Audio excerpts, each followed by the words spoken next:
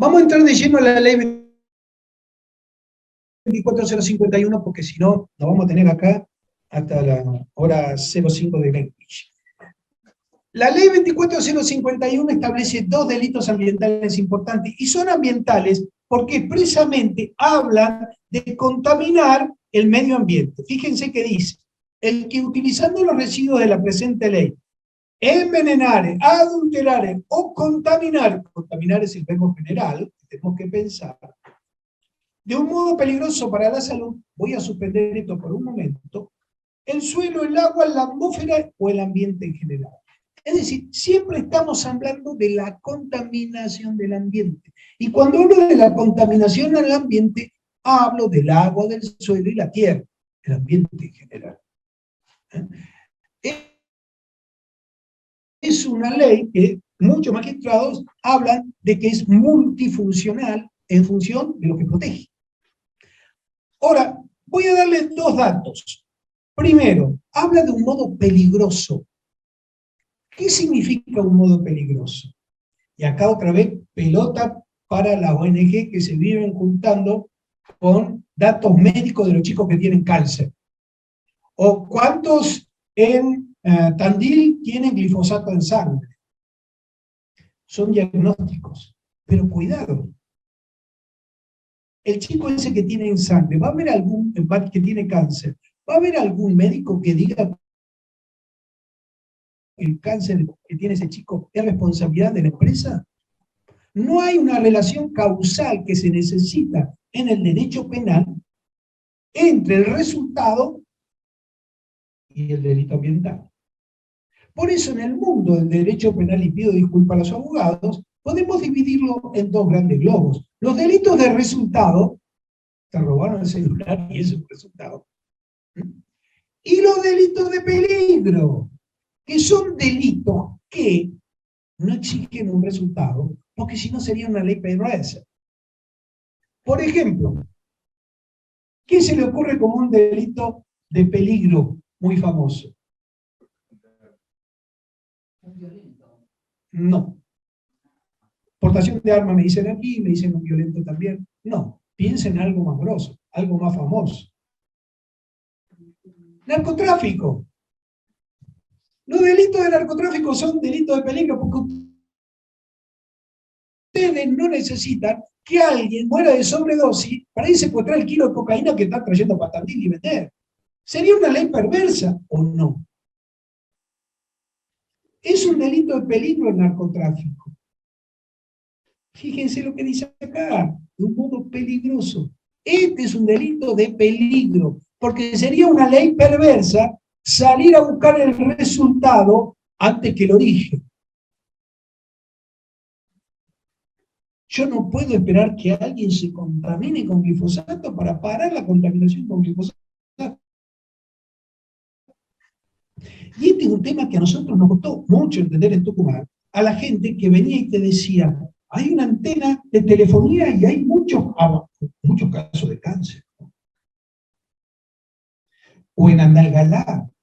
¿Cuántas veces los organismos, las ONG de Andalgalá salieron a decir que se han duplicado y triplicado los casos de cáncer en Andalgalá? Y es culpa de Minera La Lumbrera. ¿Dónde voy a sacar la relación causal? Ah, lo suponemos. No, estamos seguros. En el derecho penal tengo que ser específico, concreto y marcar esa relación causal. Por eso es una ley de peligro. No necesito provocar un resultado. En mejor de los casos, si provoco el resultado muerte, va a ser un agravante. Pero si provoco el vínculo. Dos preguntas, abogado Jorge, para que llegue. En el barrio es algo anexo en Córdoba. Los mapas de epidemiología popular que hicieron las madres del barrio de Ituzaingó fueron un argumento muy significativo en la causa. Eso por un lado. Y por el otro lado, en las condenas en Estados Unidos en contra de Bayer Monsanto, las condenas civiles muy importantes, montos millonarios de indemnización también demostraron una relación de causalidad. ¿Cómo lo miramos a eso? Está diciendo con tu audio. ¿Puede ser por algo? ¿Ustedes me estarán escuchando? Te respondo el tema de Barrio Ituzaingó, que es una causa penal muy famosa, porque fue condenado un aeroaplicador y fue condenado el dueño de un terreno que se utilizaba el agrotóxico, ¿no? El fallo, la sentencia, dice claramente que es un delito de peligro y que si encontrar resultados del tipo que se mencionaba, implicaban agravar la pena y por eso no se tuvo en cuenta. Y el tema de las sentencias en Estados Unidos contra Monsanto, tenemos que tener cuidado, porque tenemos que saber diferenciar lo que es una sentencia civil de lo que es una sentencia penal. Los juicios de indemnización que hay contra Monsanto, y que ya no es Monsanto, si no es Bayer, son indemnizaciones que se dan en el marco de un proceso civil, por daño. Acá estamos hablando de prevenir el daño. Arreglos extrajudiciales. Sí, sí. No, hubo también sentencias. Hubo también sentencias de montos muy importantes. Sí, perdón. Pero habría cuenta, digamos, fuerte. Lo repito. Nuestras, la educación, la justicia, digamos, han seguido un modelo norteamericano y bueno, todos conocemos las condenas a Monsanto por la Corte de Estados Unidos. No. Bueno, pero la pregunta concreta es si, porque generó algunas expectativas, si nuestra Corte, un ser, no podría llegar a seguir un modelo o definiciones parecidas a las de Estados Unidos. Sí. Ya que somos tan... A ver, la pregunta es si nosotros no podemos imitar los juicios de Estados Unidos en materia de condena por el daño provocado por los agrotóxicos allá. Y yo le diría que sí, que podríamos hacerlo. Pero otra vez, estamos hablando de un resultado, no estamos hablando de un peligro. El beneficio, y nosotros estamos en ese sentido mejor posicionados que Estados Unidos, porque Estados Unidos exige el resultado. No sé si han visto la película de esta chica Bromkovich, Eric Bromkovich. En esa película está claro que se iba por un resultado, y ella sale a buscar el resultado en la enfermedad de la gente que empieza a ser acosada por la empresa y empieza a hacer arreglos por fuera del juicio, y ella sigue peleando y consigue finalmente indemnizaciones realmente importantes para los pocos que habían quedado. Pero estamos hablando siempre del derecho civil. Y vuelvo a repetirte, si vas a hacer un juicio como eso por daño, fantástico, pero yo quiero también meterlo preso para que nunca más ocurra. Porque aunque vos no lo creas, en Estados Unidos se sigue utilizando. Por más que sean miles de millones de dólares, porque es fantástica la suma que gana. Está bien, todo lo que vos quieras.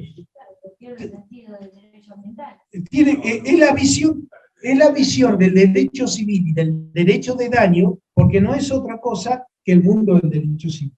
Y déjame que explique una cosita más, que es el mundo del derecho civil y el mundo del derecho penal.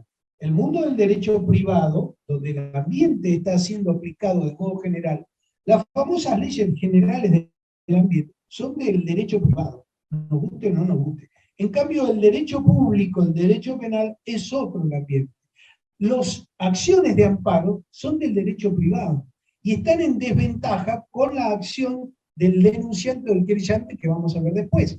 Porque para la acción civil vos tenés que pagar un abogado, porque no podés meter un amparo si no pagas un abogado. Y si llegás a perder el juicio, los honorarios de la contraparte los tenés que pagar vos. El abogado que te define a vos como actor en un juicio de amparo es un buen amigo que te ayuda y que a lo sumo te va a cobrar unas monedas.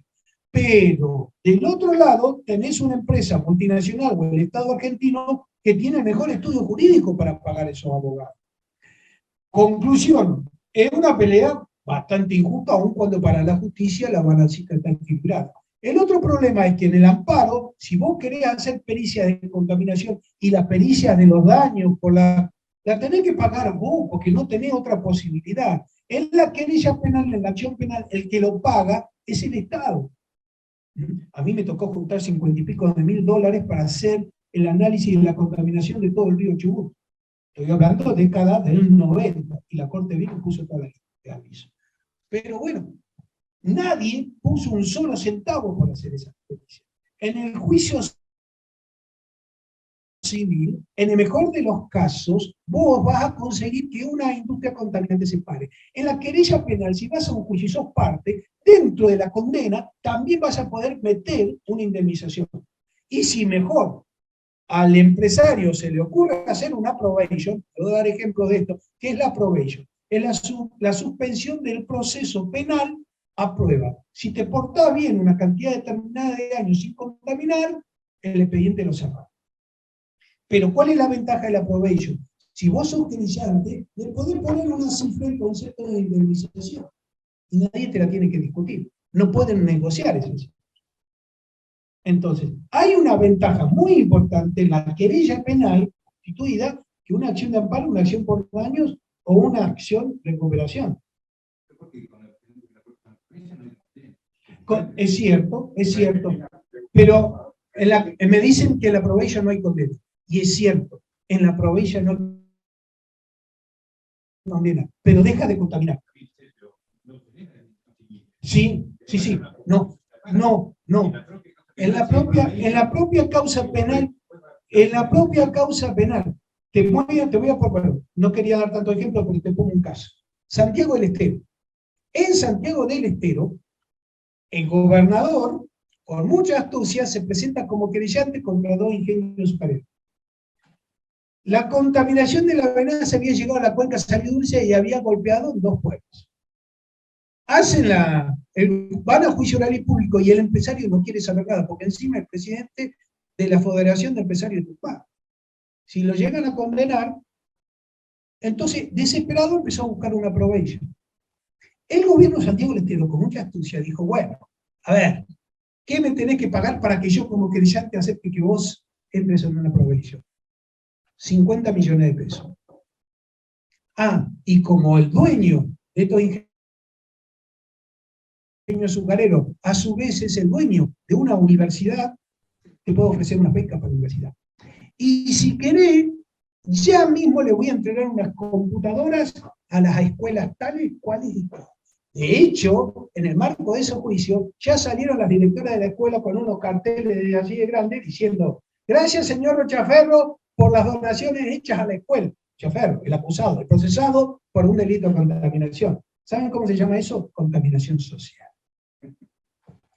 Entonces, la probation sirve para exigir esos montos de indemnizaciones, porque dentro de la querella vos arrastrás lo que en derecho penal tenemos dentro del proceso penal como la acción civil de la reparación del daño. Yo no vi en realidad ninguna. No, pedimos la indemnización civil en perspectiva penal, porque dan 2 pesos. Preferimos iniciar. Si vos haces una probation, no te pueden discutir el monto.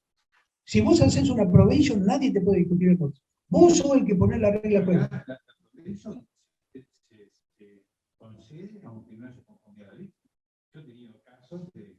Bueno, no en el ámbito federal. En el ámbito federal, la Cámara Federal de Casación justamente exige la conformidad no la víctima, el querellante exige la conformidad del querellante y exige la conformidad del Ministerio Público Fiscal.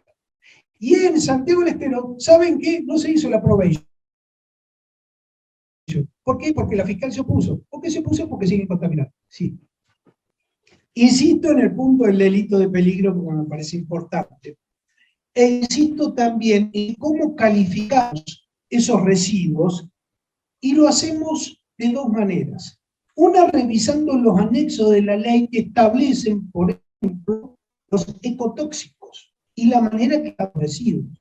Pero también lo tenemos en el decreto 831, que es el que establece los niveles de contaminación máximos, por ejemplo, de plomo o de cadmio. o de cualquier otra sustancia biológica, incluso sentido, agua para los animales, agua para los seres humanos, agua para la siembra, agua salada, agua dulce, y con las distintas sustancias, con los distintos microgramos que tenemos como techo. Pasaste ese techo, más preso. ¿Está por debajo? No. Esto es muy interesante buscarlo en los informes de impacto ambiental. A mí siempre me dicen, y si tengo tiempo se lo muestro, pero si no, no, ¿por qué Gustavo no quiere las pericias? Y la respuesta es, porque las pericias son engañosas. Las pericias mal tomadas en tiempos desafortunados son engañosas. Si ustedes hacen una denuncia penal por agrotóxicos hoy y me van a sacar a hacer la de pericia dentro de 2 años, no tiene sentido. Entonces, cuidado con las pericias. Pero la verdad es que esa misma información ustedes los van a encontrar en su manual administrativo que hizo la Secretaría de Ambiente, lo van a encontrar en los informes de impacto ambiental. Minera La Lumbrera, ¿sabe dónde tenían los niveles de contaminación que superaban el decreto 831? En los informes de impacto ambiental que tenía que presentar cada 2 años. Y en Internet. Eso saben que es impunidad garantizada.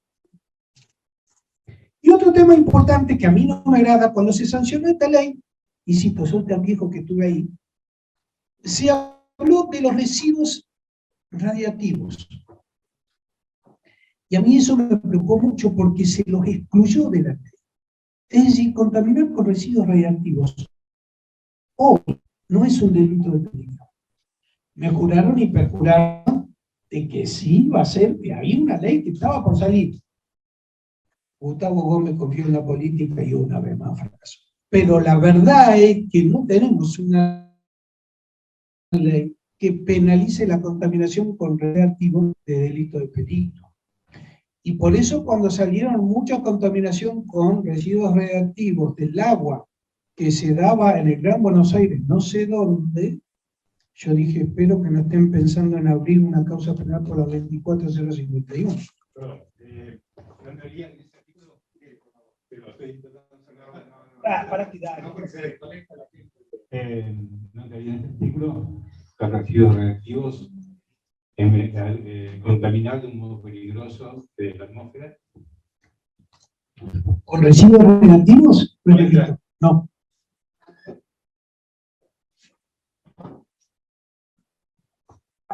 Ojo, en Argentina. No, porque están hablando de ecocidio para presentar en la Corte Penal Internacional, eso lo vamos a ver el viernes, para presentar en la Corte Penal Internacional por el caso de la guerra que estamos viendo ahora, y con el famoso, la central nuclear de Zaporizhia. Pero ahí está de resultado. Vamos al otro, delito culposo, porque esto es el delito doloso. ¿Se acuerdan que hablábamos de delito de intención? A ver, aquellos que cometen delitos de este tipo es para ganar plata, no hay duda. Pero también están los delitos culposos, donde en realidad la contaminación se produce por alguna imprudencia, por alguna negligencia. Y dentro de estos verbos de imprudencia, negligencia, impericia en el propio arte de protección, esto de que un informe de impacto ambiental en donde se desarrolla todo el nivel de la actividad o el impacto que puede tener en los pueblos originarios y está firmado por un ingeniero civil, en vez de por un antropólogo, no. En una causa penal, perdón, en una causa que se quiere imponer en Jujuy, estuve en Abrapampa hace 1 semana y media atrás, convocado por los caciques de los pueblos yaguitanes, una cobertura de una charla, a mi esposa y a mí nos llevaba un poco menos que la rastra. Hablando de la convocatoria, tenía que ver con un sistema de acumulación de basura que querían poner en Jujuy. Había un centro de recolección de basura de todo,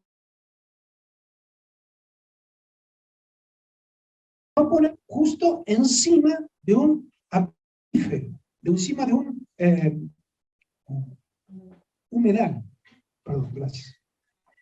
Resulta que empezamos a revisar, me dicen, los caciques, los jefes de las comunidades como se llaman ellos, me dice, mire doctor, este toco de papeles que tenemos que leer, nosotros no sabemos estos tantos, sí saben leer, pero no sabían leer todos los temas técnicos. Digo, ¿y cuál es el problema? Me dice, necesitamos gente que nos ayude. Digo, no, empiecen a leer ustedes, algo tenemos que sacar. Yo, abogado, y yo, hay un capítulo de los pueblos originarios. Y a ver qué dice. Bueno, dice que acá dieron conformidad la comunidad tal, la comunidad tal, la comunidad tal, porque son vecinos, van a ser vecinos de este emprendimiento. Ah, y esto es mentira, ¿no? ¿Cómo? Sí, es mentira. Estas 3 comunidades están en el mapa, pero uno mira, agarremos el mapa de Jujuy, esta está por acá arriba, esta está por aquel lado, esta está... No estaban ahí. No estaban ahí. Y decime el nombre de los que están ahí. La comunidad tal, la comunidad tal y la comunidad tal. Ellos fueron visitados por los ingenieros en medio ambiente que firman este informe de impacto ambiental. Sí. ¿Y qué dijeron ustedes? Que no. No, otras comunidades que sí dieron el consentimiento. Esto, cuidado. Conclusión, estamos hablando de una inobservancia o una impericia en el propio arte y profesión en el mejor de los casos. Porque lo que se mandó a los 4.000 metros de altura a interrogar a los pueblos originarios no fueron los mismos que firmaron el informe. Y otro tema interesante, hoy hablamos de la ordenanza, no sé si tengo las luces, pero ¿quién habla? Me hizo una pregunta por las ordenanzas. Allí. Vos fíjate que ahí habla justamente de la inobservancia de los reglamentos o ordenanzas. Tucumán, condenamos a un intendente por el manejo de un basural a cielo abierto que había hecho. Había una ordenanza municipal que le exigía un tratamiento del ORCU de un modo muy puntual, que eran las cavas, enterrarlos, ponerles la membrana, poner el cañito para que salga el gas, y no había plata en el municipio. Y que le había dicho a los choferes, che, carguen la basura y tírenla allá, justo cerca del río. Vino una inundación y los pañales aparecieron en Santiago del Estero.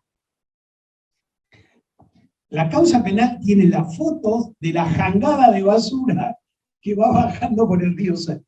¿Ah? Es trágico, pero esta es la realidad. Entonces, condenamos a ese intendente a 1 año de prisión justamente por no aplicar esa ordenanza, en función del artículo 56. ¿Se puede? Y sí, se puede.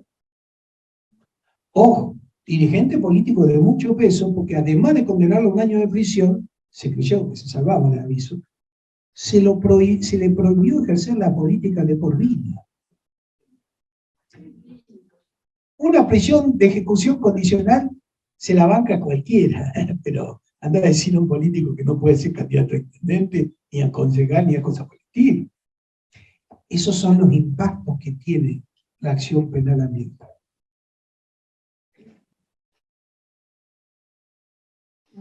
Ay, avancemos.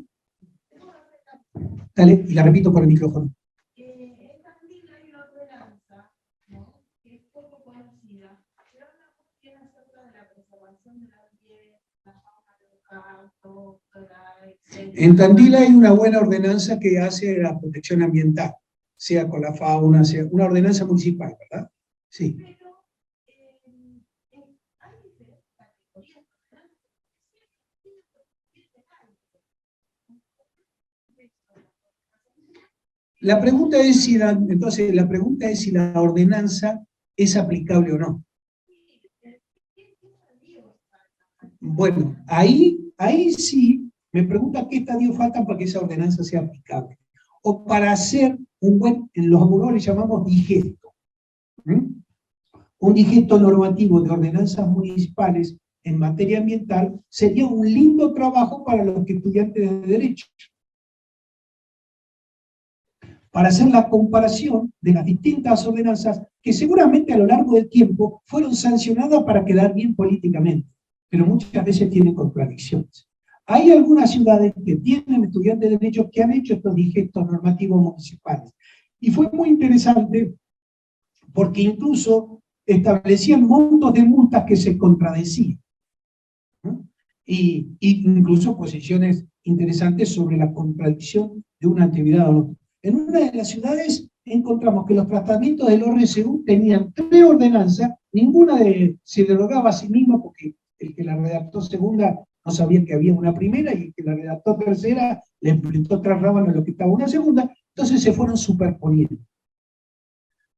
Yo no estoy entrando, pero sería un trabajo muy interesante hacer un digesto normativo de normas municipales ambientales para saber el nivel de aplicación en función del delito culposo del 56. Tarea para el hogar, eso por preguntar. Macho preso el abogado. Vamos a la tipificación. Este es un tema que ya hemos hablado del delito de peligro abstracto, pero quiero hacer hincapié en lo que dice el artículo 57. Porque la culpa no es del camionero que tira la basura a orillas del río Salí. La culpa es del intendente que la da la basura. La culpa no es del operario que abre la compuerta para que vaya la vinaza al río Salí. La culpa es del empresario que gana plata con tirar la vinaza al río Salí. Entonces, el artículo 57 es algo que nosotros experimentamos dentro de lo que es la teoría del dominio del hecho en materia de delito de lesa humanidad o autoridad, se llama autor mediato. Nosotros, a ver, cuando empezamos a analizar el artículo 57, teníamos mucha jurisprudencia ya como autor mediato. Lo que no pensaron los magistrados penalistas de Buenos Aires que le íbamos a aplicar la teoría del autor mediato, que se aplicaba en los delitos de lesa humanidad a los delitos ambientales. Y toda nuestra fundamentación, cuando los jueces nos empezaron a cerrar las causas y recurrimos a la Cámara Federal de Casación, tenía que ver con la teoría del autor mediato. Y hubo un fallo muy bueno de un doctor Geminiani de la Cámara Federal de Casación, que le dijo a los jueces tucumanos: señores magistrados, ustedes están para proteger el derecho del agua, no los intereses empresariales. Eso es decirle corrupto a los jueces, era más o menos lo mismo. Barbas en remojo, y hoy la Cámara Federal de Tucumán es una de las más ambientalistas del país.